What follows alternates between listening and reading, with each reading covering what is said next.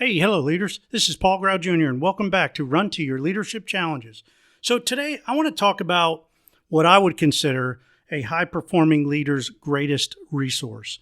And, this is debatable, of course, but this is something that to me, this is definitely the greatest resource because you could have a great team, but if you don't have this one resource, you're not going to get everything done that you probably could get done. And this resource is very manageable, or is it? It may not be manageable, even though we hear about it being managed all the time. Now, the resource that I'm talking about is time. Because high performance leaders, they utilize their time wisely. And, just a little bit, I want to talk about time perspective here because I read something the other day, or I saw something or heard something, I don't know. I heard it the other day about something about how much time we actually have. And I did this thing about, I did some math here and I put together some numbers. Now, say if you want to do something within a year. Of course, we all know a year is 52 weeks, right? 12 months, 52 weeks, 365 days. That's a year. But what about if we have 5 years? What if we're saying, you know what, we're going to get this done within 5 years and we want to, get that done? Well, 5 years is 60 months, 260 weeks, and 1,820 days. Now, I know that seems like a lot. But let's talk about how many years do you have left to work, before you retire? How many more years do you have to live? I'm 60. I'll probably be pushing it if I live another 30 years. So if I think of it like that, I have been alive 2/3 of my life. And I still have a lot of plans. I still have a lot of goals, a lot of dreams, a lot of things that I want to accomplish before they bury me. And if I was just going to say 30 years, that's only 360 months. 360 months, or 1,560 weeks, or about 11,000 days. Now, I know that seems like a lot, and that is a lot of days to accomplish stuff. But if you think about it, you have a lot of goals and a lot of dreams and a lot of things that you want to get done. So you have got to learn to manage your time better. Now, I said in the beginning, can we manage time? Well, everybody has the same amount of time. That's one thing. It doesn't matter if you're the richest person in the world or the poorest person in the world. You have the same 24 hours every day of the year to do stuff. So we think, or we have a tendency to really believe that we could, in fact, manage our time. But really what we're doing is managing the things that we do in that time. Does that make sense? Somebody told me this a long time ago, and it was like a light bulb came on. Because if you think about it, there is no such thing as time management. There's task management. There's priority management.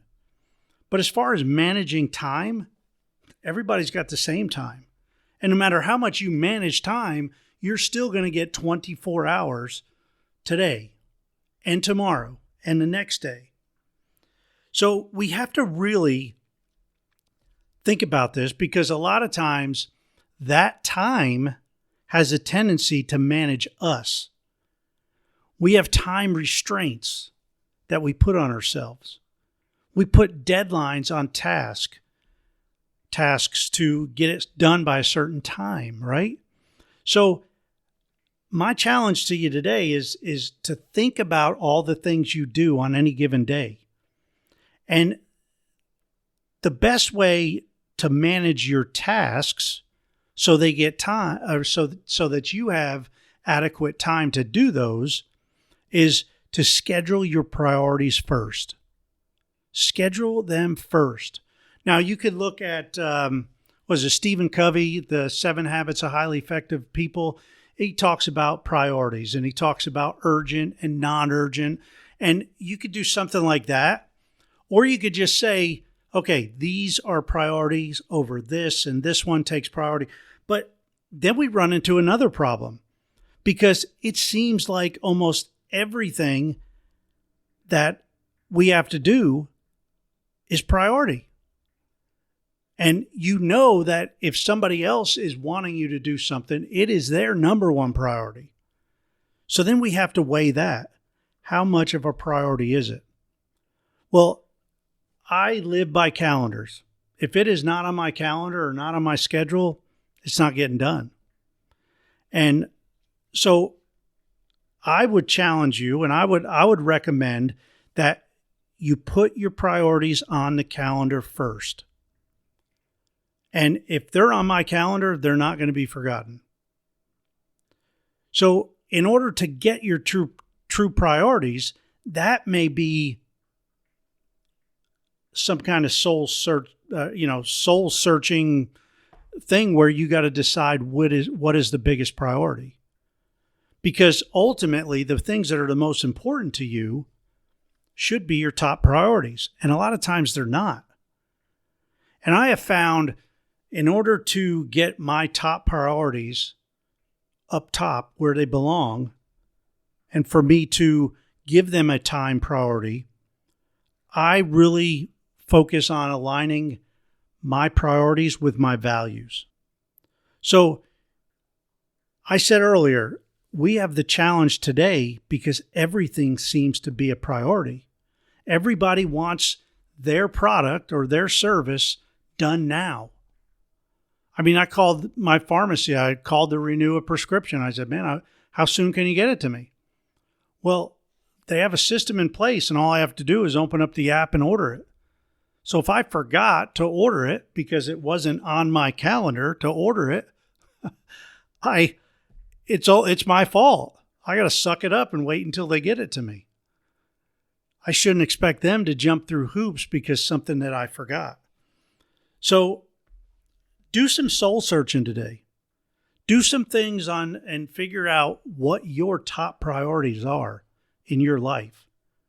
And I'm talking about work. I'm talking about, personal life, professional life. What is your top priority? What are your top 5 priorities? Because those things should be going on your calendar first. Now, I know we have to work. So if you're out of time, what are you going to do? If you don't have any more time to put your priorities on your calendar, what do? Well, you make time.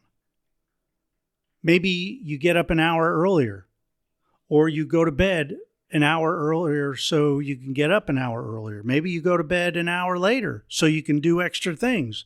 Maybe you go to bed an hour later and get up an hour earlier. What are your priorities? Because we have time to do things. One thing I realized when I was working full-time in the military and going to school, I was taking 2 classes a semester, which was considered full-time because I was taking that was like 8 or 4 classes in the fall, 4 classes in the spring. And that was considered full-time when you're working full-time. So I had all these classes, and when I finished school or when I only had 1 class on any given term, it was like, well, I have all this extra time. And then when I stopped taking classes,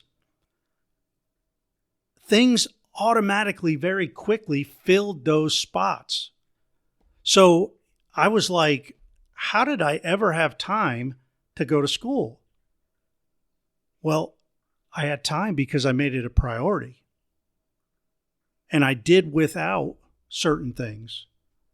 I sacrificed certain things because that was a priority for me. So When I have people or when I hear people say, well, I don't got time to do that. Well, you're choosing not to have time. And I know this might seem very harsh. I coach some people and they're like, well, I don't have any time in the morning and I don't have any time in the evening. Well, again, that's a choice. If you want to be coached, if you want to be the best that you can be and go through one of my programs, and if you don't have that time available when I'm available, you got to make it available or you don't get it. And that goes with anything. Now, if you're married, your spouse needs to be a priority, like a top priority. My priorities in order are God, my wife, my kids, friends and family, and then work. Work is number 5. Now, that doesn't mean that if I'm coaching with a client that I put everybody else ahead of them. That doesn't mean that. What it means is I am going to schedule the other 4 things ahead of work time. And I'm going to make sure that I get the work done, but not at the cost or the sacrifice of my family and of God and of friends and my spouse. They're all going to come first. They're my priorities. And that's living in alignment with my values. So you might have to make some tough choices. You might have to do some soul searching to figure out what your priorities are. But I'm here to tell you, when you do and you get those priorities on your calendar first, whether it's in the morning or night or after work, get them on your calendar. Then schedule in your work calendar wherever, or your work stuff, wherever that priority is. Then you'll see exactly how much extra time you have. And make sure you stick to your calendar. Hey, it's it for today. I'm not saying this is the best way. You might disagree with me. You might think that people are your greatest resources.